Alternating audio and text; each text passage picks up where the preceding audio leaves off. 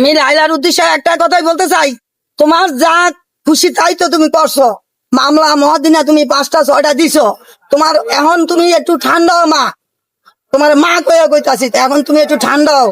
তুমি এই যে মানে মোহনারে দিয়া লিখনের দিয়া আমার এরকম এরকম আর ক্ষতি করো না। আমার এই প্রতিবন্ধী বাচ্চাটি নিয়া আমি অনেক অসহায় বরিয়া গেছি গা, অনেক কষ্টের মধ্যে বরিয়া গেছি গা। আমার সন্তানের আজকে যে জামিন করামু, একটার পর একটা মামলা দিতে দিতে এত টাকা, আমাদের তো এত কিছু নাই। আমরা তো মধ্যবিত্ত পরিবার, আমরা তো এত তোমার মতন কুটিপতি না। আমার 2টা মেয়ে নাই যে আমি মেয়ে দিয়ে ইনকাম করাই, আমার 2টা ছেলে নাই যে ছেলে দিয়ে ইনকাম করাই।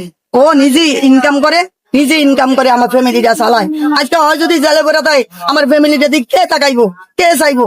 তুমিও দয়া করিয়া তোমার মামলাগুলো তুমি রোগানোর চেষ্টা করিও।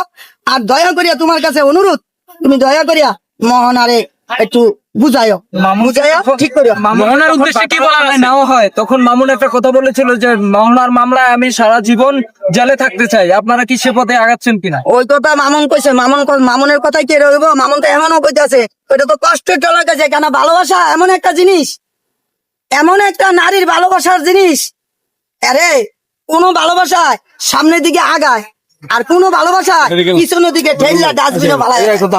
এমন আমার ছেলেরে একবারে ডাস্টবিনে ফালায় দিছে ভালোবাসার কারণে। এই কারণে আমি এমন ভালোবাসা করলাম, ভালোবাসার কারণে জেলে যখন গেছি আমি জেলেই পয়সা মরি, তো আমার সারানোর দরকার নাই।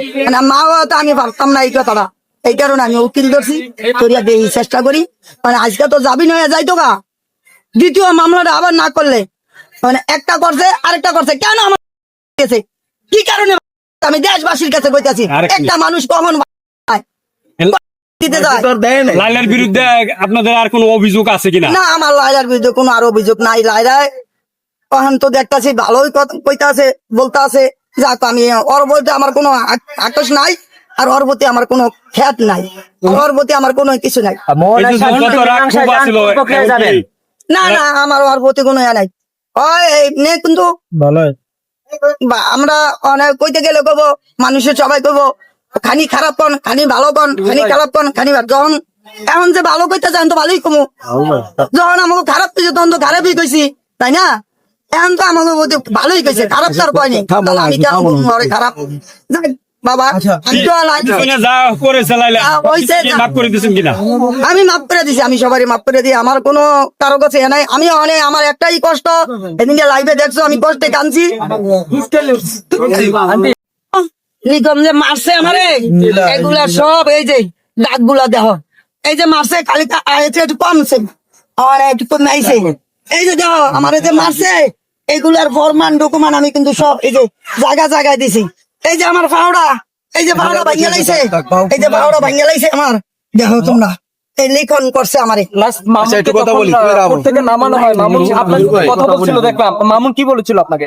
মামুন কইতাছে তুমি তো অবস্থা তোমার খারাপ, তোমার অবস্থা একবারে খারাপ, তুমি তো মরে যাবে, তোমার হাড়ের সমস্যা, তুমি বাইর যাও গা। কেউ মারেনি, আমার সন্তান জেলে থাকবো। আমি কইছি না, আমি বাইর যাবো না। তুমি তো মরে যাবে, আমি মরে গেলে মরে যাবো। সন্তানের লিগে যে মায় কোনোদিনও ইয়া থাকে না, সন্তান ছাড়ে না।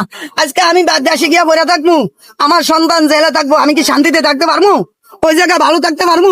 আমি তো এখন আমার সন্তানের একটু হলেও দেখি, সবার একটু দেখি, আর সবার কাছে আমার সন্তানের লিগে আমি 2টা কথা কইতে পারি। আমি আমার সন্তান যদি জেলে থাকে, আমি যদি দেশে থাকি, এটা হইব? মোহনা যদি আপোষ করতে চায়, আপনারা আপোষ করবেন কিনা মোহনার সাথে? অবশ্যই আপোষ করবো। ও তো আনন্দ ছাড়াছাড়ি হয়নি, ও তো আমার বউ, ও আপোষ করতে চাই ইচ্ছা আছে, কিন্তু ওরে আপোষ করতে দেয় না, ওরে আটকে রাখছে। ওরে দিতে আসে না লিখন, ওরে দিতে আসে না ওর মায়, ওরে দিতে আসে না লাইলাই, 3জন মানুষে ওরে ইয়া করে রাখছে। ওর এত খারাপ না, মাইয়া হিসেবে এত খারাপ না, মামুনের অনেক ভালোবাসে। লায়লা তো লিখনকে অনেক, লিখনের নামে অনেক অপবাদ দিছে ফেসবুক লাইভে এসে। শুনছো আবার কথা? লিখন কইছে আমি যদি মুখ খুলি তাহলে আলে তোমার ইজ্জত থাকবো না। এখানে এই প্রশ্নটা দেখে বুঝো যে কিসের মধ্যে কি চলতে আছে। সবশেষে লাইলাকে কি বলতে চান?